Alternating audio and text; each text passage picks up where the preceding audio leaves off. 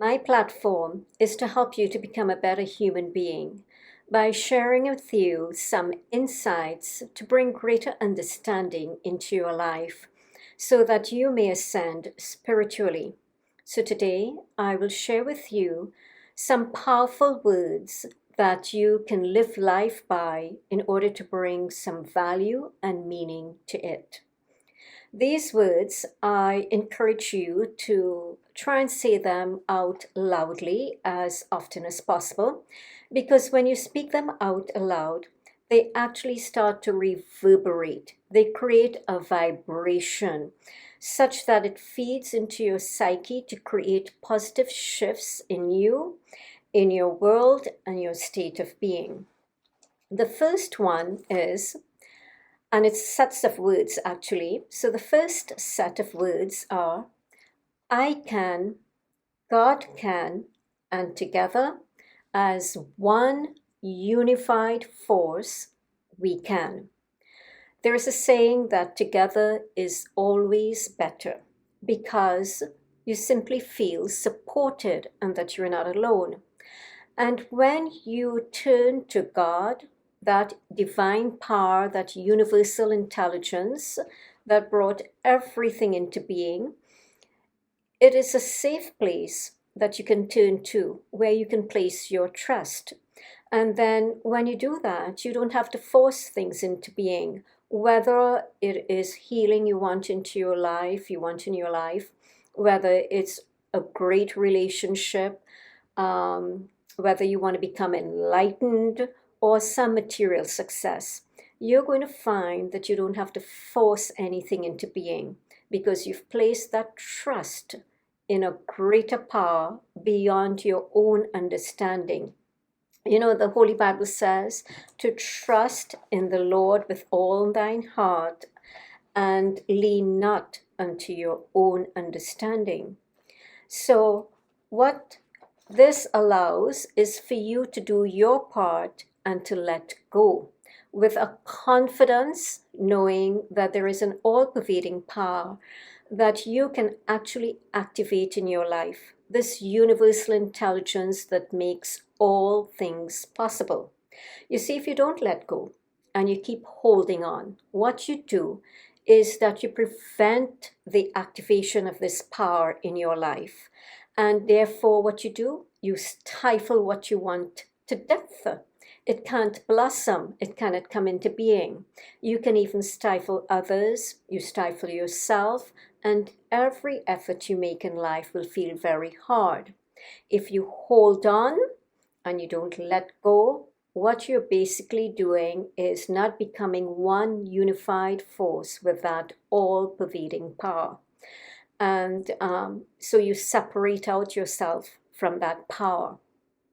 Letting go means you're placing your trust in it, in that universal intelligence to work for you.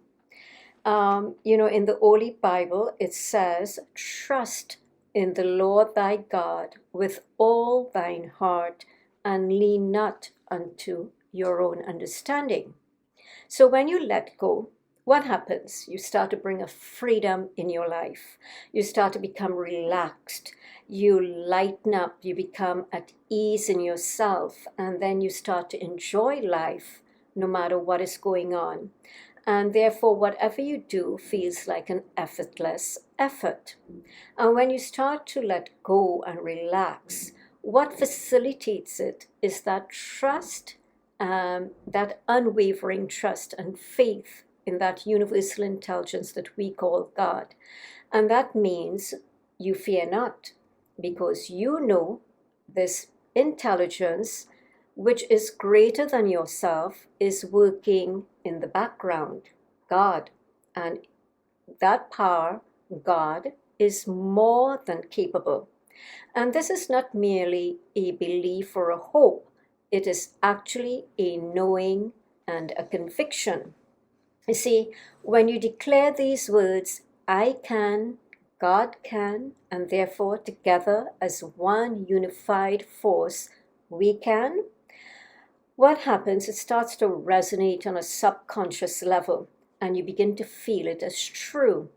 and you start to feel connected to that all-pervading power, that universal intelligence that we call God. So when you believe in it and it resonates with you, it becomes like a prayer. And when you feel it as true, you start to relax within. And by living in accordance with these words, you will end up having a close connection and relationship with God, the universal intelligence and divine power. You start to create a stronger bond with it, and it stirs up your faith. And as you relax, what happens? You become pleasant company, and you start to deal with others in a much better way, in a much more loving and caring way. And you become a joy to be with. And when this happens, your aura starts to brighten. And this means you're becoming a spiritually mature person, because you start to vibrate now at a higher frequency, and it makes you more spiritually evolved. You see, often we tend to focus only on what we want and not on our state of being. But when you live in accordance with these words, I can, God can, and together, as one unified force we can, it changes your whole state of being. You become a little more stable within, and therefore it changes how you interact with others and how you deal with them, and it changes the impact you have on your fellow human beings as you start to evolve. The next set of powerful words to live your life by, to add some value and meaning to it, is: let everyone who come to me live in a better state of being, and if not, at least not worse off. Mother Teresa says it this way: spread love everywhere you go. Let no one ever come to you without leaving happier. Now, while you are not responsible for other people's happiness, as each person is in charge of how they feel on the inside, their state of being, what happens within them, you, however, are responsible for how you treat them. Even if you have to be strict, your intentions must not be mean and vindictive. So, you have to become more compassionate toward them, especially if they're mean and harsh, because sometimes directing gentleness toward them is just what they need to help them soften a bit in themselves. And gentleness is not a sign of weakness. It actually is a strength, as it requires you to have some level of self-control in very difficult situations. And I know this is not easy. I myself did this through trial and error. I would try, fail, until eventually, as long as I keep reminding myself and truly understanding the power of these words, I started to improve in applying them. So I suggest, why not try living these words at home, such as with your spouse or child, your friend, maybe an associate, someone you know. You see, when you live in accordance with these words, it means you value people, you respect and honor them, and you respect and honor the divinity that resides in them, that is all pervading, because this divine power that is all pervading, it cannot be all pervading and not be in you and in them. So you learn to respect and honor the divinity in each of them, as well as in yourself, by treating others in a good way. You learn to encourage and inspire. You will lift and heal and support, so that these people will leave you in a better state. And what happens when you do that? You end up feeling like a better human being, and your aura brightens. And therefore, your life and the meaning of your life starts to improve. You vibrate at a higher frequency, and you start to evolve spiritually. The next set of words I encourage you to live your life by is I choose peace. I am sorry. I forgive you. You see, when you choose peace, you do not get all entangled in controversial issues of which you are not part of the solution. Many people love to get all involved in what's going on in the world. Everything that they're not doing to help solve. And what they fail to realize is that all they do is agitate their own spirits without realizing what is causing all the restlessness in them. You see, if you are not actively providing solutions to all these controversial things that are happening in the world today, I suggest leave them alone. Be aware, but don't go and start all these unnecessary discussions that you're not doing anything good with. When you don't get entangled, what happens? You've made space for quiet in the mind, and this brings a level of peace within you.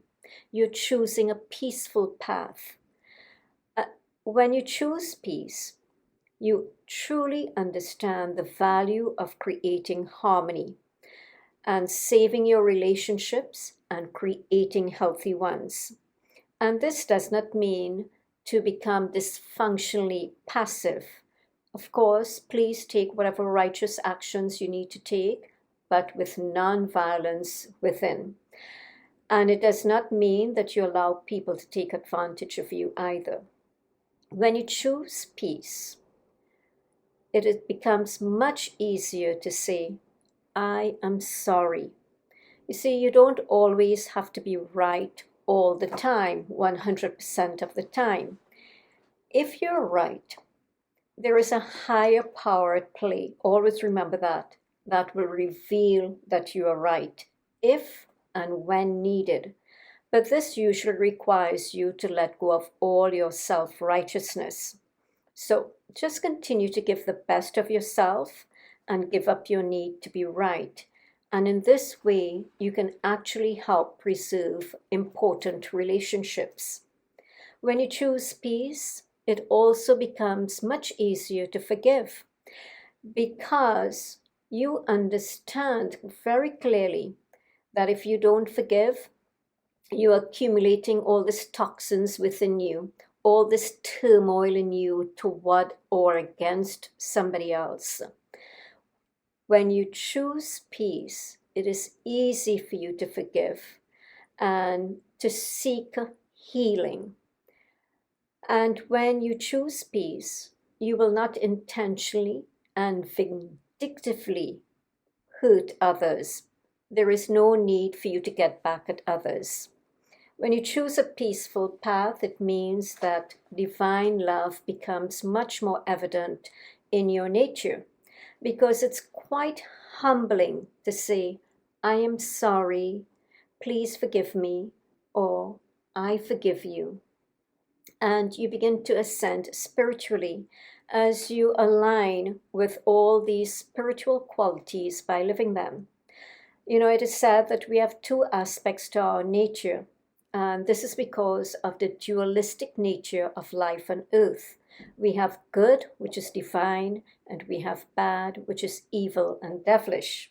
If you want to become a better human being, a more spiritually elevated person, more spiritually elevated being, then start shifting and identifying with your divine nature to realize, as it's said according to the Holy Bible, that you are indeed made in the image and likeness of God.